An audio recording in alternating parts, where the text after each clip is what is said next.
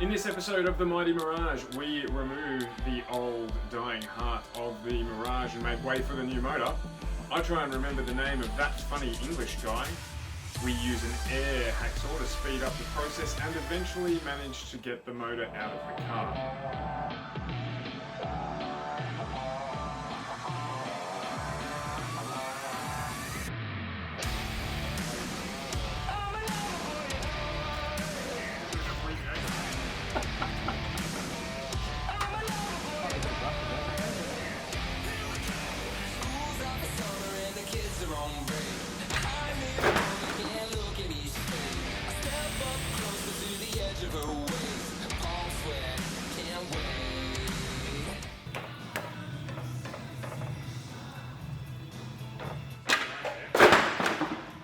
So much for the street car was really good. So first item on the agenda today was to remove all of the underbody components holding the motor in the car. So mainly the drive shafts, any crossmember mount and the exhaust. Then it was a matter of moving upstairs and starting to remove all of the ancillary items connected to the motor. And it's a little bit lighter, it's a bit older. I can cut these lines because this has been drained. I can't cut the power steering line, but yeah, I can cut this, so it's done. And I just need to remove the high pressure line. The power steering pump can stay on the car. So as part of the process, we needed to drain the air conditioning system, which we had backed down prior to disassembly of the motor. That allowed me to cut the hoses connected to the air conditioning system without any risk of draining or venting the aircon gas into the atmosphere, which is a big no-no. Jimmy, that English bloke? No, James Gordon.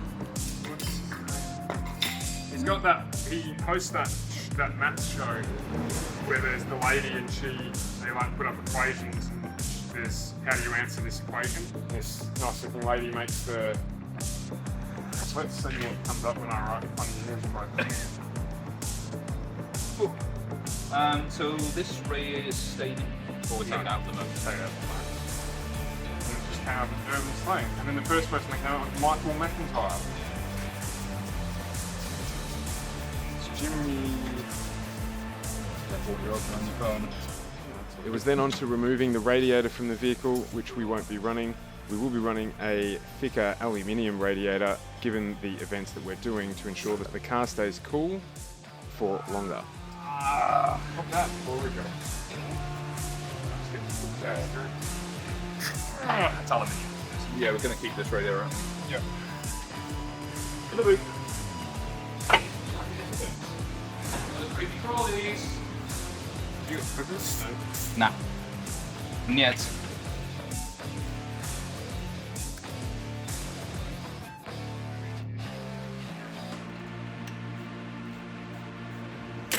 Just going to replace the fuel line anyway. Just.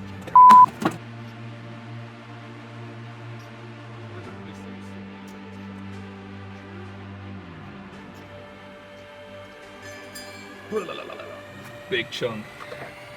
Maybe that should be the main.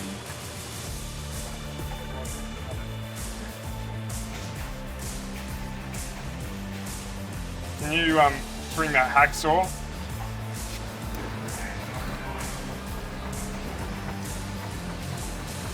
No, well that was never going to work. Got a blade in it? I don't know. Probably not. Now, as part of this conversion, we didn't require any of the Mirage's wiring loom. So we've kept the body loom, but the engine loom is going to go in the bin. So we were able to remove that relatively quickly using the air hacksaw and just cutting away those things connected to the motor. I'll look after the flip, shall I? Yep, I don't need to do the starter motor because we'll just cut it off.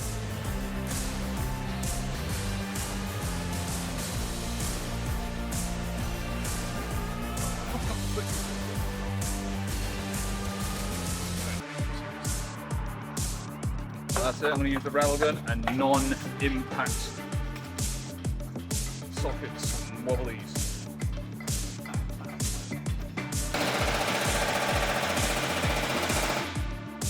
The next part of the process was to grab and position the engine crane and remove the bonnet of the car so that we could take a little bit of the load off the engine mounts to remove those bolts. To be fair, like you've still got like 200,000 orders. How many of them are legit though? What was the deposit? I don't know. Biff Put it back in the truck. would have punched Elon Musk in the mouth and then pushed him into the manure. It would have been a lot more simpler if it was just an electric car. It's a good time at this point in time to just have a quick check around to see if there's anything else that you may have forgotten to detach, like the accelerator cable, Alan. So What are you doing? I'll get this bit off. What's that? The accelerator cable. Oh, yeah. Right. Still. Which we won't need. No, because we're going fly-by-wire. Like that wire. Yeah. Hang on, I need to get the Oh. bolts out still. We've not got the bolts out yet. No. Oh. There we go. Quack. It's definitely caught on that. Sure is. From there, the process is pretty straightforward. Use the engine crane. Oh, maybe it's not quite so straightforward. It's there. You need to hang it back up. No, you need to hang it back up. It's completely come off the loop. No one saw that. Yep, we better reattach that there. With the engine crane reattached to the motor, it is now time to pull it out of the car. So, as you're going up, it's a matter of just working with the motor to maneuver it out of the vehicle. Now, normally when you do a job like this, you would mark everything so that you know when you're putting the engine back into the car what goes where. It's a very good piece of advice to bag up any nuts and bolts and label them clearly. However, with this installation, because we're not putting this motor back in the car, none of that was necessary.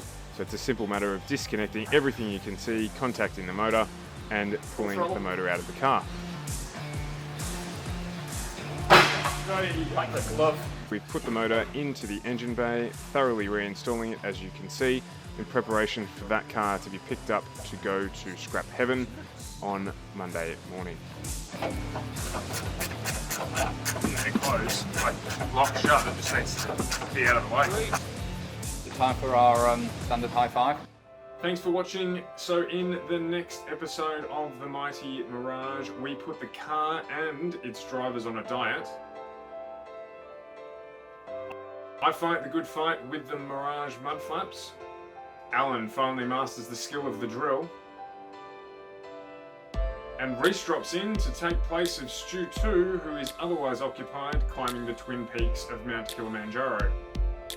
So we just wanted to drop a thank you to our sponsors, Ferguson Group Media, who put all of this show together for us, Bridgestone Select, Fountain Gate, Cranbourne and Rowville, who allow us hoist time at their premises, and of course Motor Events Racing, who without we would not be doing any of this build. So jump across, like their Facebook pages, follow their socials, and help them grow their businesses as well. Link to those sponsors in the description.